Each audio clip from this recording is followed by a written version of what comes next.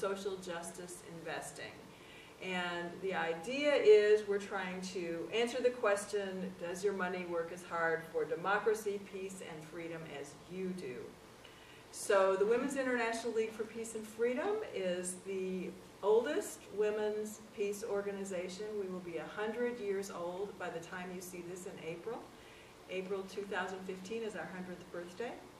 And I also want to say a big thank you to Cat TV for getting this on, to Linda Green, who is sitting right here, who has worked really hard to get this onto Cat TV, and to videographer Pam Forbes, who is behind the camera today. Thank you for being here, Pam.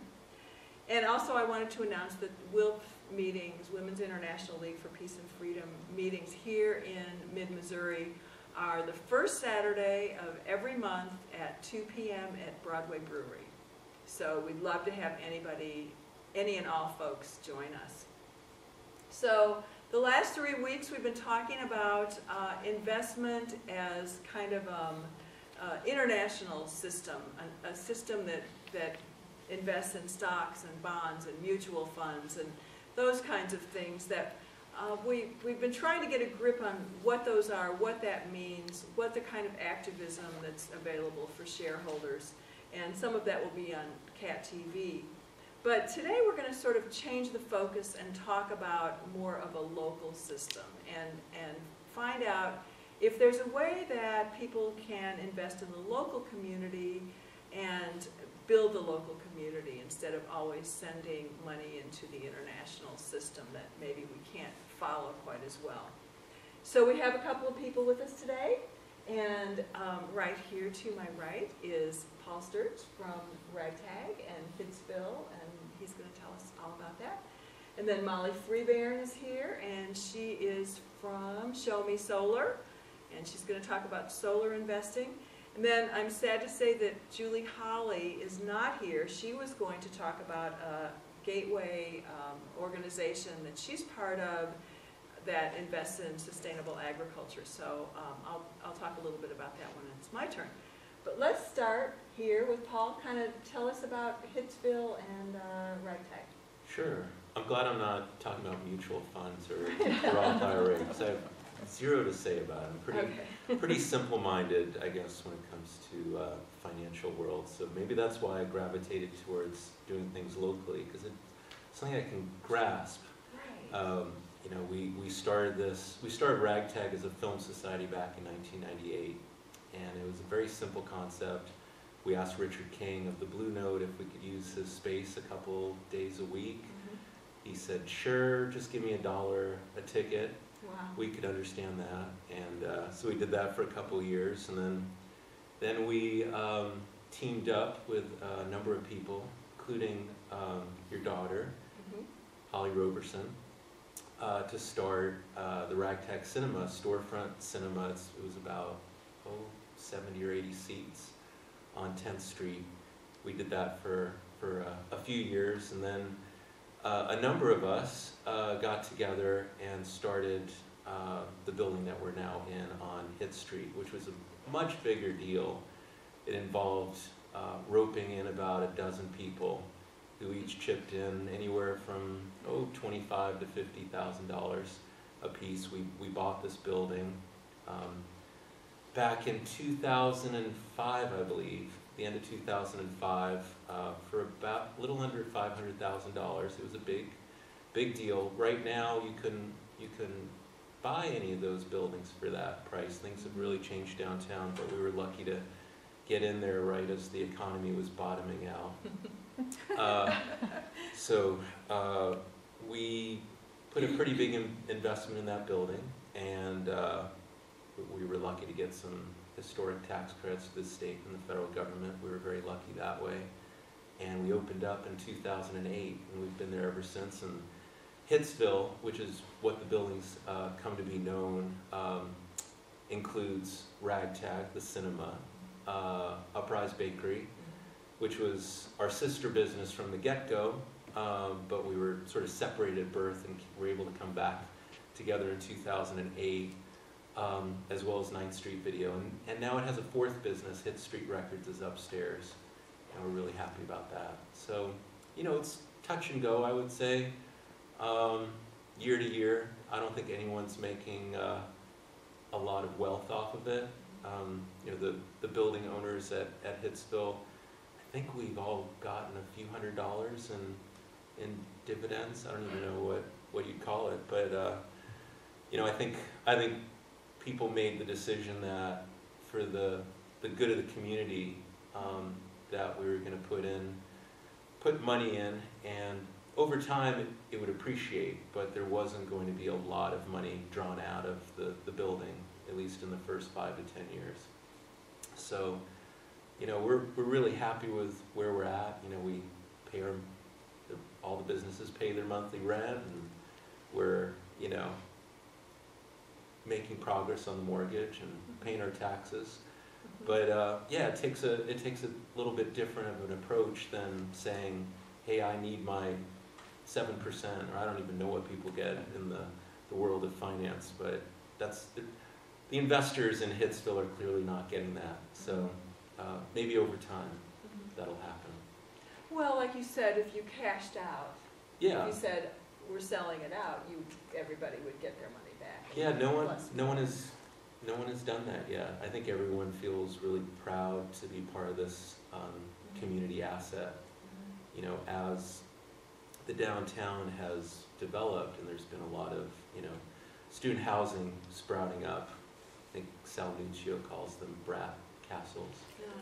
But, you know, it's been fairly controversial. I think there's been some good about it, some bad about it. All in all, I think it's created much more foot traffic downtown. And businesses like Ragtag and Uprise have really benefited from that.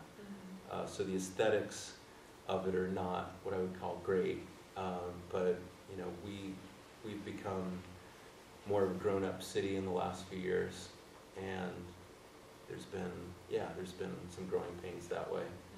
But I think, you know, getting into that spot, you know, 7-8 years ago, has allowed us to take root as a business, and we're thinking we'll be around for a while. So Yay. yeah. So sometimes you hear about triple bottom line, you know, so you have people, planet, and profit. And where would you say Ragtag and Hitsville end up in that continuum? Well, I mean, it's definitely people-oriented. I'm really proud that so many people derive their livings from working there. You know, when you go to Uprise, you're seeing upwards of a couple dozen people who, you know, they're not getting rich off of it either, but they're making livings. There's something like a dozen people that work at Ragtag, probably half a dozen people at 9th Street Video, and another 2 or 3 people at Hit Street Records. So I think that's a pretty good accomplishment for, you know, a homegrown business, you know, that was put together without, you know, outside, you know, investment from outside the community.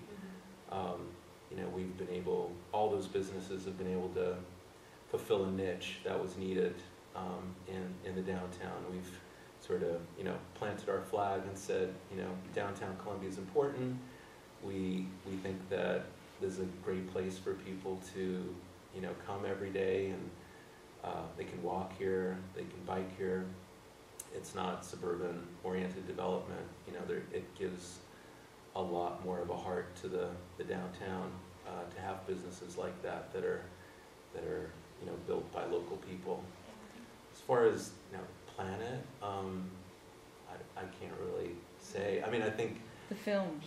The films definitely encourage more of a global consciousness, I would say, that, you know, we're being exposed to different viewpoints that wouldn't ordinarily come to Columbia on an ongoing basis.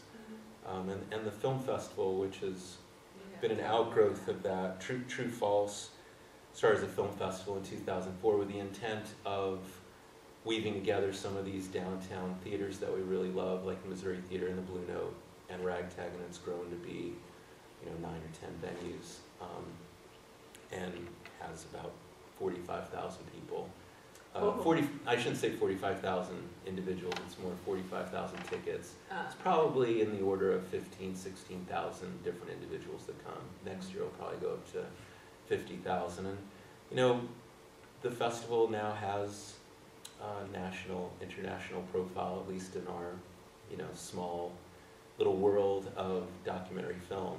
You know, we're known among the filmmakers and the people who care about nonfiction film in many pockets around the world, like London and New York and many other places. So yeah, it's been a long journey. I mean, we started in 1998 with the Film Society, and so you know we're already 17 years in. It's been a long road. Wow. Yeah. This is great. Yeah. Oh, you have a question? Well, a little bit of an observation. One of the other things I think that relates to Planet is the Uprise Bakery, because they use a lot of locally sourced products there, do they not? Yeah, and they do it in a very unpretentious way. I would say Ron Rottinghouse, who started the bakery, is sort of the opposite of a marketer. So he'll refuse to let people know that he's using organic flowers, or that the lettuce greens are organic, or that, you know, all the other special things that they serve. He's just, you know, just like, I serve good food and ask a decent price, and I don't want to play up all the special things that we're doing. So Somehow everybody knows that, though. And yeah, we it's use all a lot quality. of local suppliers, a lot of local Yeah, growers. I think it means a lot to Ron to have those relationships locally. And I think Margot, sitting to my left, has been a big influence that way. She's been there from the beginning, and I think over time Tarabella has supplied a fair amount of stuff As to much Uprise. as we can. Yeah. Yeah. So it takes a village. Well, Of course it's organic. thanks for everything you do. Oh, We appreciate it. And I think It's an that's, honor. you know, one reason why I really wanted you to be here to tell your story is because it has been a local effort, and it's really come from lots of people in the community. I think Hitsville has maybe 10 or 12 people that have contributed. yeah, it's an unwieldy group. It is kind of but, unwieldy. all with a shared vision that we all wanted to have a stable home for all these businesses.